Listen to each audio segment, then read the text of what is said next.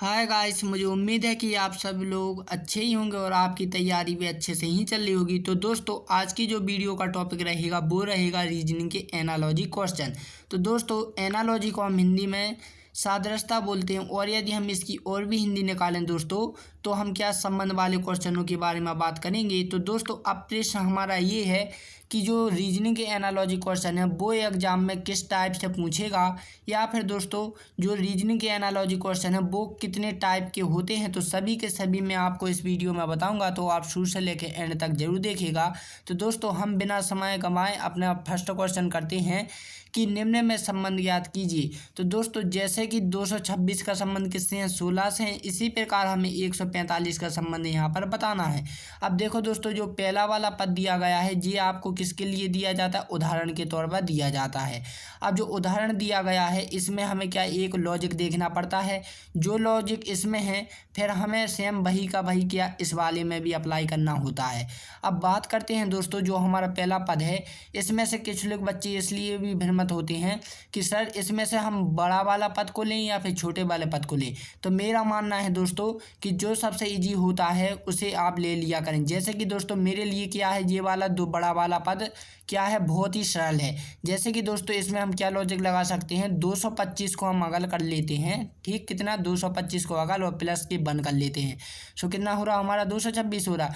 अब दोस्तों जो 225 है वो किसका स्क्वायर होता है, वो होता है दोस्तों 15 का, और प्लस के बन बराबर कितना हो रहा हमारा 16 हो रहा है। ये लॉजिक लग गया है हमारा, ठीक। तो अब यही लॉजिक हम इस वाले में भी अप्लाई करते हैं। तो दोस्तों इसमें भी हम क्या 144 अगल कर लेते हैं और प्लस का बन कर लेते हैं।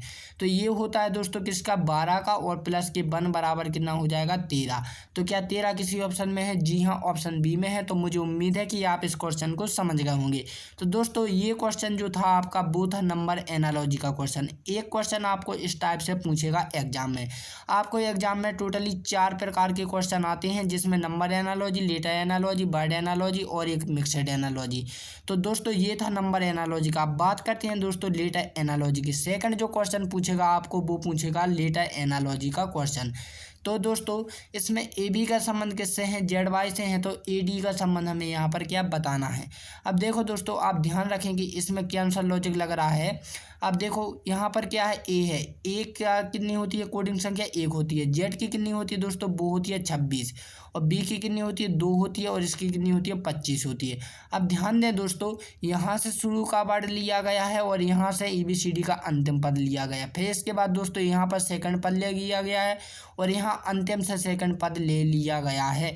यानी दोस्तों आगे से और 2 पीछे से लिए गए हैं, ठीक, क्रम से। तो ठीक यही का लॉजिक हम इसमें भी अप्लाई करेंगे। तो यहाँ पर ध्यान दें दोस्तों, ये की जगह पे सबसे अंतिम पद क्या होगा, हमारा जेड होगा।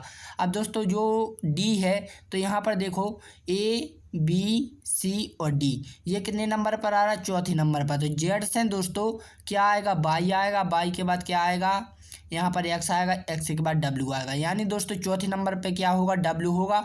तो ए की जगह पे हमारा जेड है और डी की जगह पे कितना है, डब्ल्यू है। तो जेड डब्ल्यू किसी ऑप्शन में दिखाई दे रहा है, जी हाँ ऑप्शन सी में दिखाई दे रहा है। तो मुझे उम्मीद है कि इस टाइप के क्वेश्चन भी आप एग्जाम में कर सकते हैं। नेक्स्ट जो क्वेश्चन पूछेगा दोस्तों वो पूछेगा आपको वर्ड एनालॉजी का।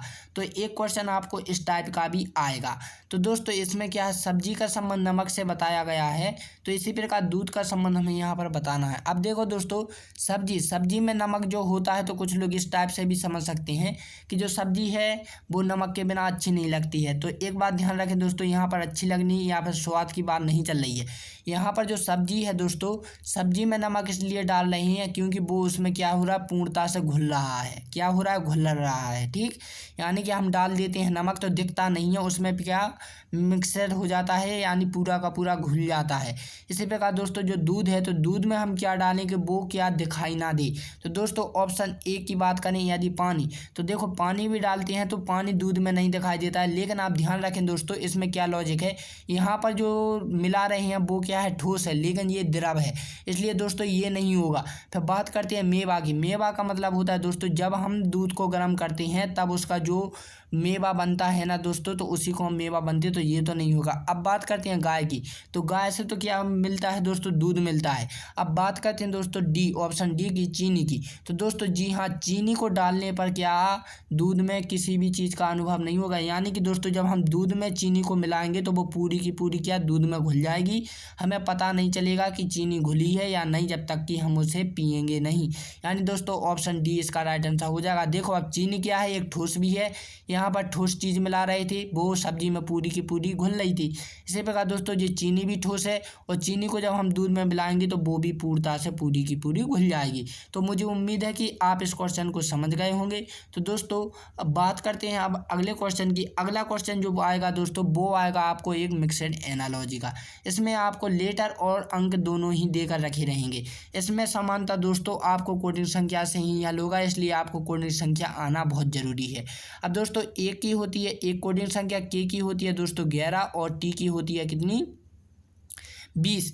अब इन सभी को जोड़ेंगे दोस्तों तो कितना हो रहा है हमारा, 32 हो रहा है। इन सभी को प्लस कर दीजिएगा तो कितना हो रहा है, 32 हो रहा है। यानी दोस्तों उनकी कोडिंग संख्या को प्लस करने पर क्या हो रहा है, 32 हो रहा है। इसी प्रकार हम इसमें भी यही अप्लाई करते हैं।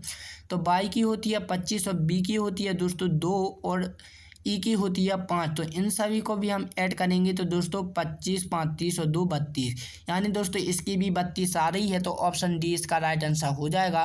तो मुझे उम्मीद है कि इस क्वेश्चन को भी आप समझ गए होंगे। नेक्स्ट जो क्वेश्चन पूछेगा दोस्तों, वो आपको एक इस फॉर्मेट में पूछेगा जिसे हम कोड एनालॉजी के नाम से जानते हैं। अब कोड का मतलब ये है दोस्तों कि आप मोबाइल में या फिर कंप्यूटर में या फिर लैपटॉप में जब पासवर्ड डालते हैं ना दोस्तों, तो उसी को हम कोड बोल रहे हैं।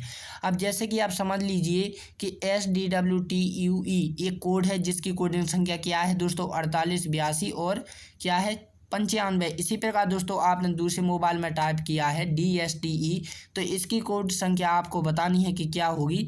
तो जैसे कि मैं आपको समझाऊं दोस्तों, ये आपका ये क्या है कोड है, ये आपने अपने मोबाइल में कोड डाला S, तो S की जगह पे आपने खुद बताया है कि S की जगह पे मैंने 4 टाइप किया है, और D की जगह पे 6, और W की जगह पे कितने 8, और T की जगह पे 2, U की जगह पे 9, और E की जगह पे 5। तो ये आपने स्वयं कोड बता दिए हैं। इसी प्रकार दोस्तों आपने एक ए वाला दूसरे मोबाइल में कोड डाल दिया है, और आपने कहा कि इसे खोलकर बताइए। तो दोस्तों आपने जब कोड डाला था तो अब उसकी आपने कोडिंग संख्या भी बताई थी, यानी कि डी की कितनी है दोस्तों, यहाँ पर 6 है, और दोस्तों एस की कितनी है दोस्तों, एस की कितनी है 4 है, और टी की कितनी है दोस्तों, टी की कितनी है 2 है, तो 2 है, ई की कितनी है 5 है। यानी दोस्तों आपका पासवर्ड खुल जाएगा। ये आपकी कोडिंग संख्या से कोड खुल गया है 6425। तो 6425 किसी ऑप्शन में है, जी हाँ ऑप्शन सी में है। तो मुझे उम्मीद है कि इस क्वेश्चन को भी आप समझ गए होंगे। तो दोस्तों नेक्स्ट जो क्वेश्चन रहेगा, इस क्वेश्चन को आप क्या है मुझे कमेंट करके बताएंगे।